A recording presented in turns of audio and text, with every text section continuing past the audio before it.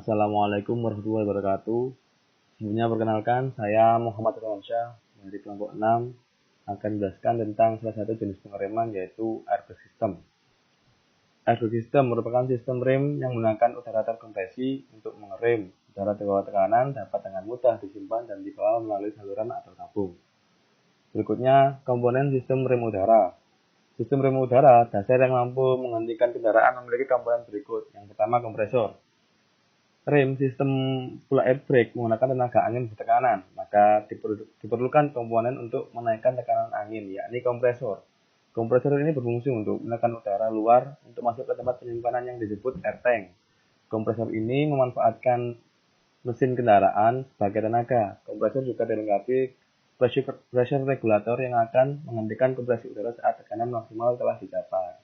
Berikutnya ialah reservoir. Reservoir adalah tangki dengan pengukur tekanan yang menampung pasokan udara tekanan hingga diperlukan untuk pengereman. Berikutnya ialah foot valve. Katup yang dioperasikan dengan kaki ini menggunakan udara untuk mengoperasikan rem. Jumlah udara yang dikirim ke rem diatur oleh pengemudi sesuai dengan jarak pedal rem. Berikutnya ialah brake chamber.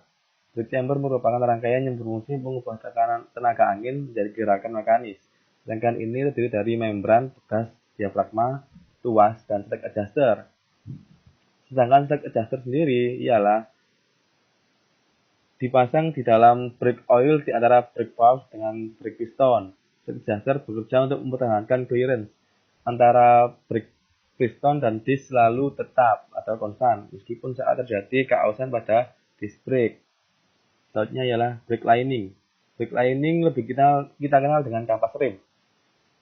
Umumnya kendaraan menggunakan sistem rem tromol, sehingga tuas dari brake chamber diteruskan dengan mechanical untuk menggerakkan kampas rem. Selanjutnya ada brake valve. Adalah rangkaian yang terdiri dari pegas dan serangkaian katup. Brake valve akan membuka dan menutup aliran udara bertekanan dari air tank ke brake chamber. Brake valve dilengkapi dengan relay valve untuk mengaktifkan rem dengan cepat. Selanjutnya ini adalah gambaran dari susunan sistem rem ABS atau airbag system. Ada brake drum, slack adjuster, adjusting nut, ada brake camshaft atau S-cam, brake cam roller, brake shoe, axle, dan return spring. Nah, ini adalah mekanisme skematik dari cara kerja ABS. Akan saya jelaskan sedikit. Pada saat pengemudi menghidupkan mesin, maka kompresor akan bekerja. Ini karena kompresor tersebut digerakkan oleh mesin yang selanjutnya kompresor akan menghisap udara dari atmosfer. Udara yang terhisap oleh kompresor akan disalurkan ke tangki udara, yang mana pada tangki tersebut selalu akan terisi dengan tekanan udara yang maksimal. Namun sebelumnya, angin tersebut melalui air dryer yang berfungsi mengeringkan udara untuk mencegah masuknya uap air. Ketika pedal rem ditekan oleh pengemudi, maka katup rem akan terbuka, yang mana hal ini akan mengalirkan udara bertekanan yang berasal dari tangki udara untuk menuju brake chamber. Pada brake chamber, tekanan pneumatik akan dirubah menjadi gaya mekanis yang akan menggerakkan S-cam. Gerakan S-cam akan mengakibatkan suatu rem mengembang dan menekan trommel rem. Akibatnya, putaran roda akan berkurang atau bahkan berhenti. Nah, selanjutnya adalah contoh video cara kerja airbag system.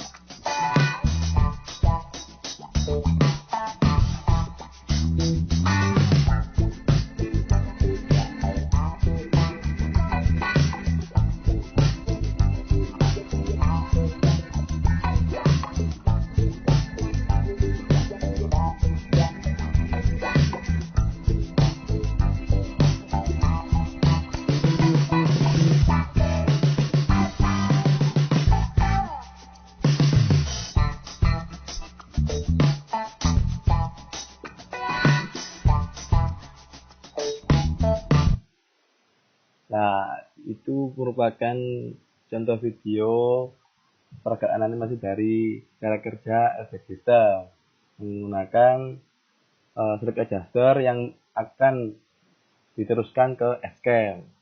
Kenapa menggunakan S-Cam? Yang dinamakan cam merupakan benda yang menggunakan prinsip dengan adanya tonjolan. Seperti gambar yang tadi, video yang tadi. Itu akan menggerak tonjolan dari S-Cam tersebut akan menggerakkan dari brake shoe. Sehingga akan bergesekan dengan drum brake. Sehingga yang mengakibatkan roda akan berhenti. Nah, berikutnya adalah keuntungan menggunakan efek system. Yang pertama ialah sumber daya gratis sehingga tidak perlu mengisi ulang atau mengubah. Yang kedua, tekanan udara cepat untuk bertindak dan karenanya rim udara segera. Yang ketiga, tekanan rim yang diterapkan berbanding lurus dengan tekanan udara. Yang keempat, sentuhan bulu kecil akan memberikan tekanan yang sama. Yang terakhir, rem udara secara efektif dapat menghentikan beban lebih dari 14 ton. Keterbatasan dari airbag system. Yang pertama ialah penggunaan berlebihan rem menghasilkan panas berlebih dan menyebabkan rem memudar. Rem memudar terjadi akibat panas berlebih yang menyebabkan perubahan kimia pada lapisan rem yang mengurangi gesekan dan menyebabkan perluasan drum rem. Yang kedua, untuk mengurangi masalah kehilangan tekanan, reservoir dapat diisi secara independen dari pipa rem.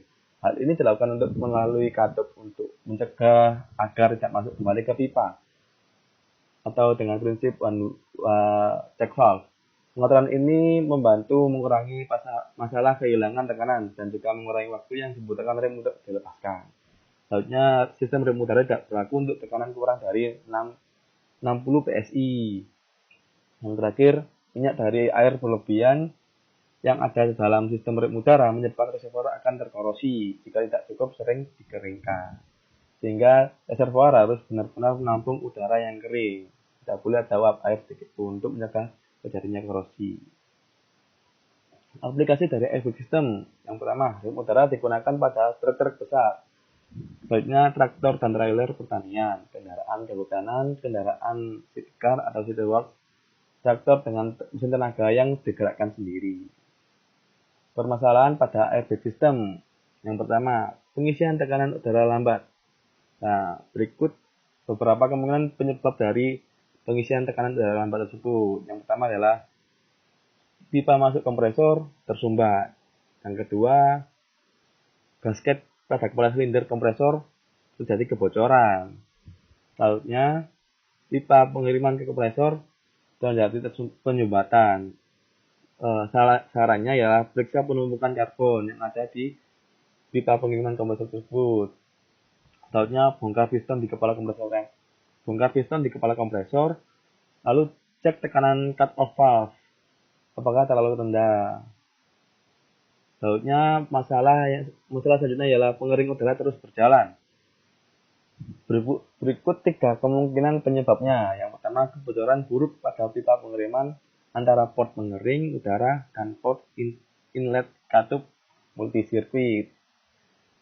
Yang kedua, katup periksa rusak di pembongkaran di pengering udara. Jadi di pengering udara tersebut ada katup yang bernama, kalau nggak salah itu service valve.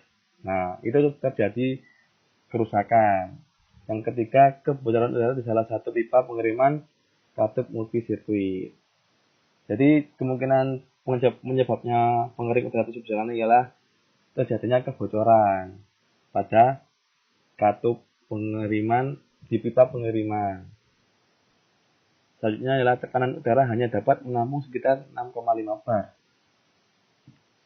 Nah, sarannya untuk masalah yang ketiga ini ialah biasanya masalah adalah karena kebocoran yang buruk di sirkuit seperti